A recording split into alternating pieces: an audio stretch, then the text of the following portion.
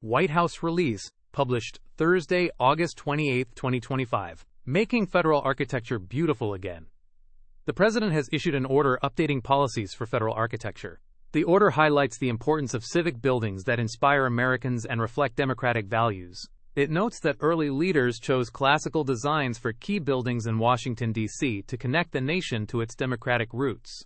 For many years, federal buildings followed classical styles. In the 1960s, modernist and brutalist designs became common but were often unpopular. The 1994 Design Excellence Program aimed to improve federal architecture but has not fully met its goals.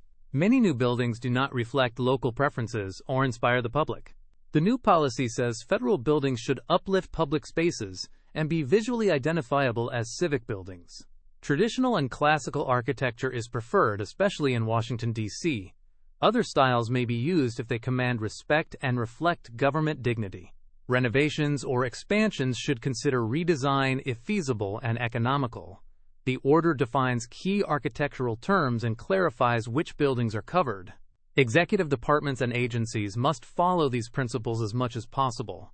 Federal architecture should reflect the dignity and stability of the government. Classical and traditional styles are preferred, but alternatives may be used when appropriate. Designs should show excellence and consider regional traditions. Fine art from living American artists should be included when possible. Buildings must use reliable methods and materials, be economical and accessible. Designs should meet government needs and public preferences. Design competitions are encouraged when suitable. Advice from architects skilled in classical or traditional styles should be sought before awarding major contracts. Selecting a building site is the first step in design and should involve local agencies and consider the surrounding area. Landscaping should be included when possible. The General Services Administration, or GSA, must follow these policies and update its procedures.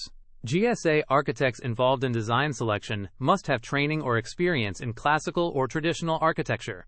A senior advisor with expertise in classical architecture will be appointed. In design competitions, experience with classical or traditional styles will be a key factor. If GSA plans to approve a design that does not use preferred styles, the administrator must notify the President at least 30 days in advance. The notification must explain the choice, compare cost with preferred styles, and describe alternatives considered. This order does not change existing legal authorities or budget processes. It will be implemented according to law and available funding. The order does not create enforceable rights for any party. Costs for publishing this order will be paid by the GSA. Thanks for listening. The full source material for this summary is in the description below.